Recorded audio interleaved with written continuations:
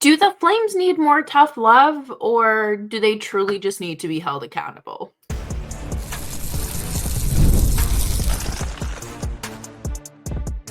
You're Locked On Flames, your daily podcast on the Calgary Flames. Part of the Locked On Podcast Network, your team every day.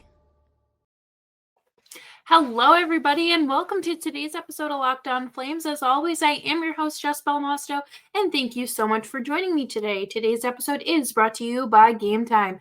Download the Game Time app, create an account, and use code LOCKEDONNHL for $20 off of your first purchase.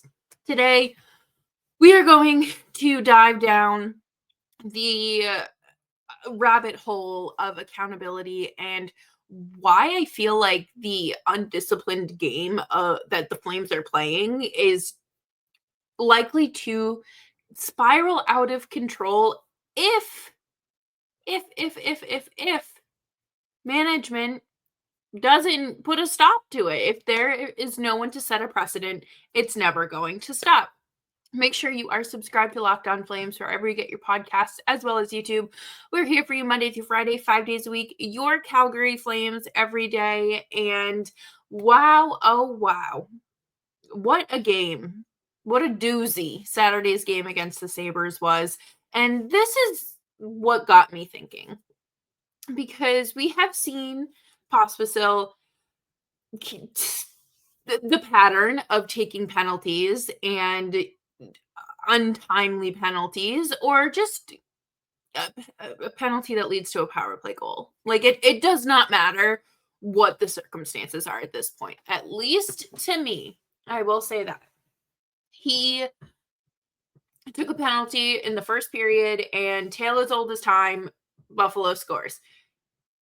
That to me was one of the more frustrating parts of the game, because the Flames could have won. And obviously you don't know that in the first period, but it was just an effort that needed. You can beat the Buffalo Sabres. Like there's no other explanation. You can beat the Buffalo Sabres. Sure, they didn't have their foot on the gas for all 60 minutes, but when has this team done that this season? Martin Pospisil only logged 7 minutes of on ice time, and he did not play after the 12-minute and 12-second mark in the second period. Do you know what this reminded me of? In all honesty, all I could think of was like a kid who's in timeout on the playground and they have to watch everyone else have fun. Obviously, you want to be out on the ice. You want to play hockey. That is why you are in the National Hockey League. But if you're not going to healthy scratch him, then I guess benching him and taking that spot away from someone else for a game does the trick, which we'll find out tonight, I guess, against the Kings. But how long does this go on? How much more of this can everyone put up with and take? And I talked about it either last week or the week before about how it's starting to remind me of Matthew Tkachuk in the terms of his actions being detrimental to the game and potentially bothering some of the veterans. And it's not even just the veterans, but anyone that is in that locker room. And is that something that could create a rift? Like, there's just so much that can happen if this continues to go unchecked. And that's something that the Flames need to be thinking about and needing to be, worried about and focused on, because at some point, we're 16 games into the season and Martin Pospisil has 19 penalty minutes. Second in the team behind Kadri, but that's by 1 minute. There's only so much you can do. And when Huska first addressed this publicly, one of the first things he said was you can't always coach this out of a player. They have to find it within themselves. And that is very true, because you can tell me, okay, if you go eat that cheese, it's going to hurt your stomach.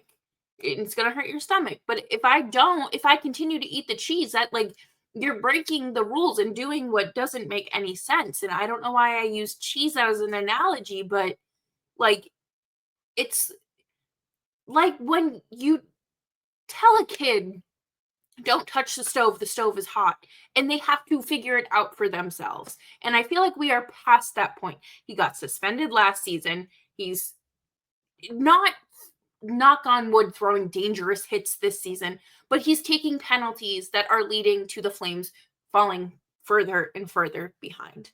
If they think that they are a playoff team, they need to play a very solid, disciplined team. The Carolina Hurricanes played a very disciplined style of hockey through the playoffs last year, up until they played the Rangers. But you need to have that composure and that self-control if you want to go far. And we know that Martin Pospisil needs to work on that. And there's only so much he can. No, that's a lie. At some point, you have to stop letting him test the waters and keep touching that hot stove. He needs to metaphorically get burned and learn his lesson. And that is probably going to be eating popcorn in the press box at the Saddle Dome, because I just don't understand what else you can do to send a message. You benched him, what is this, 2 times now? Great. Why not? You have that roster spot open now that Anthony Mantha is out for the season, which we'll talk about later. But just do something. Do something to send a message and to set a precedent, because I truly don't know what else you can do. You can't rely on the player to fix it himself at this point. There has to be intervention on a higher level. But coming up next, we're going to talk about that intervention and just a little bit about tough love and the history of tough love with the Calgary Flames. And we will be right back after this.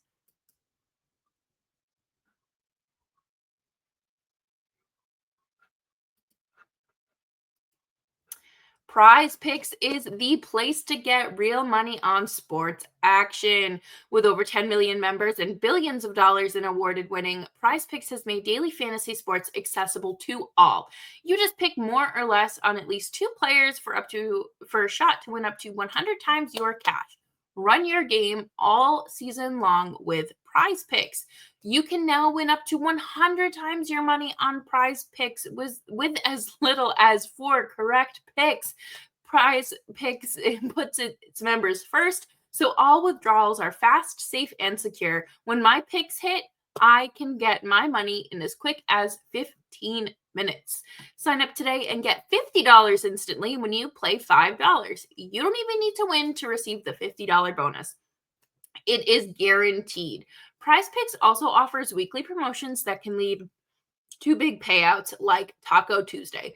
Each Tuesday, Prize Picks discount select player projections up to 25% to provide even more value for your lineup. Download the app today and use code LOCKEDONNHL to get $50 instantly after you play your first $5 lineup.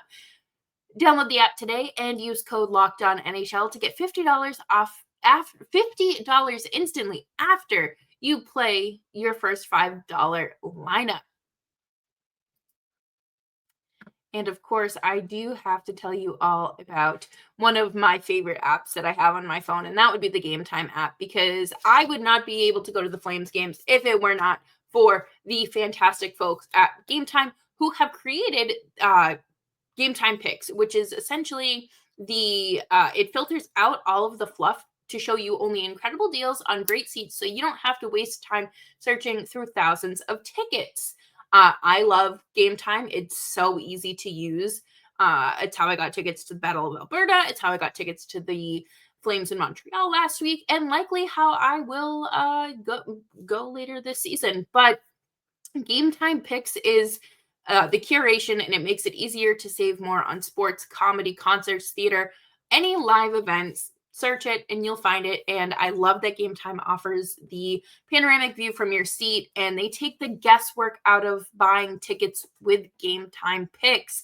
Download the Game Time app, create an account, and use code LOCKEDONNHL for $20 off of your first purchase. Terms apply. Again, create an account and redeem code LOCKEDON NHL for $20 off of your first purchase. Download Game Time today. What time is it? Game Time.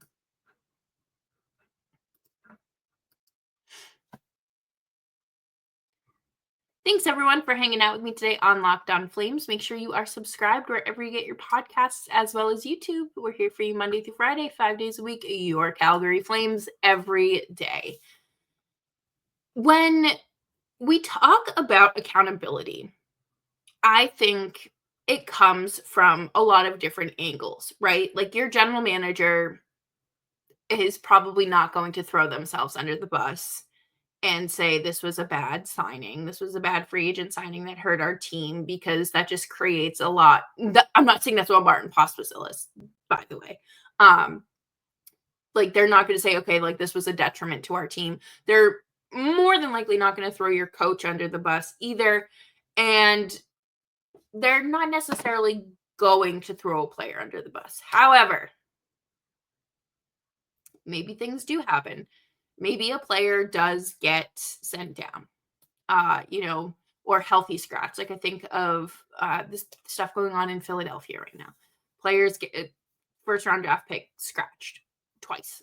You have to learn.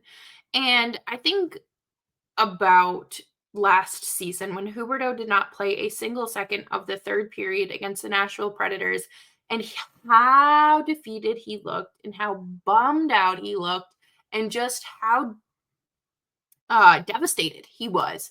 And that was to send a message, because sometimes your actions as a leader speak a lot louder than words. Because like I mentioned earlier, I can tell you not to touch the hot stove. But if I leave that stove on and I don't say or do anything to prevent you from touching that stove, mess around and find out sort of ideal, I suppose. But I also think back to Daryl Sutter, and I know that there's like a complicated relationship with how things ended in Calgary for him, but there was a reason why his coaching method was so effective. And it did become outdated. It did become a way of the past. And, he didn't really shift and adjust with the times, but he was not afraid to send a message to the younger players. He would sit Jacob Pelletier. No problem. I remember when he sat Pelletier after a turnover in Los Angeles, and I was like, well, this stinks, because I was super excited to see him and he was having a great season. There's times where, your spot is earned and not given. Most of these players know that they're going to be in the lineup night in and night out. However, they have earned that right. Do I think that Martin Pospisil has kind of strayed from that? Potentially. I mean, he's not putting up much offense. And obviously, there's the whole penalty issue. And sometimes you just have to kind of smack them in the face with reality. And if you are Ryan Huska, what do you do? And I think that Huska has done a really good job. I've only questioned a few of his coaching decisions in the two, first full season and this one, where I'm like, okay, this doesn't entirely make sense. But at some point, it has to be more than just a timeout on the bench. It has to be more than sitting out for the third period or for the rest of the second period. Like whatever the case may be, it's not working. And you have to send a stronger message. And maybe that is healthy scratching him. I don't see why you shouldn't and why you wouldn't. You do the time, or you do the crime, you get to do the time. It reminds me a lot of Kadri when he was in Toronto and how he essentially cost his team a playoff series, um, back in 2019, and those are when it matters most, and if you can't nip it in the bud now, what makes you think he's going to start playing more disciplined hockey without any sort of ramifications? And yeah, he did get suspended last year, rightfully so. But I think that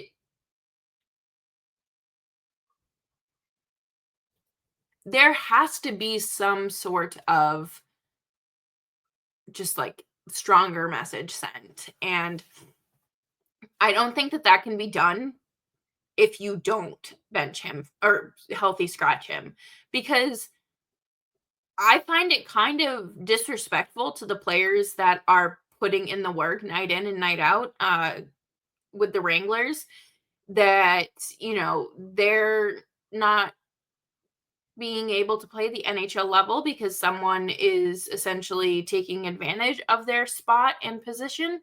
And I don't think that's fair. There are a lot of young, talented players on this roster that deserve to play. And there's also a lot of younger prospects that should be playing up in the NHL too. And it's frustrating. And I wouldn't be shocked if tensions become high or, are already high. It's the same mistakes that keep happening. And okay, great. You sat him out for over half the game, but like, where's the rest of it? There's something missing on his end, and I wonder if we're going to see any sort of change tonight or through the rest of the games this week. I know that they go to Vancouver on Tuesday, back to back. I mean, at what point does someone drop the hammer and say you're sitting out tonight and you're going to see how deeply impacted this team is by your penalties, or this penalty kill isn't overly strong. We need to be playing at 5-on-5 as much as possible, and you are preventing that. And I think that's just what it's going to have to be, because obviously you can't do the blame game forever. That's just not going to happen. But there has to be consequences for these actions. And I guess should something happen tonight, then I suppose you just have to look at it, how tonight goes and say, okay, well, this is a step in the right direction. But again, one game doesn't mean it's all fixed. So we'll have to see. Coming up next, we're gonna wrap up the show with some news out of Calgary in terms of Anthony Mantha, as well as what this could mean for some other possible outcomes on the team. And we'll be right back after this.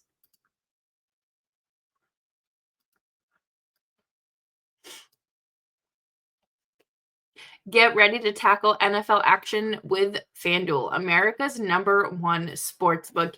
Because right now, new customers can bet $5 and get $150 in bonus bets if you win.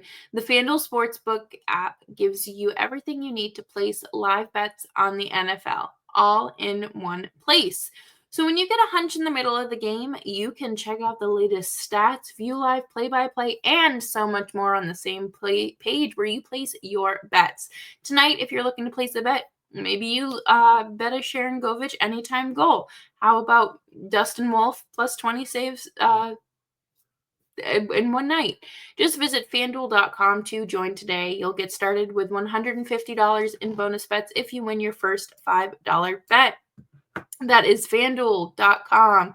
Never waste a hunch. Make every moment more with FanDuel, an official sportsbook partner of the NFL.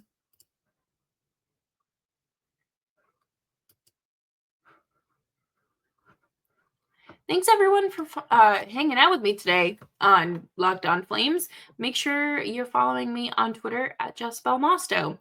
This is also episode 900, which is bonkers to me. So thank you. If you've ever listened to an episode, or even if this is just the first episode you've listened to, thank you.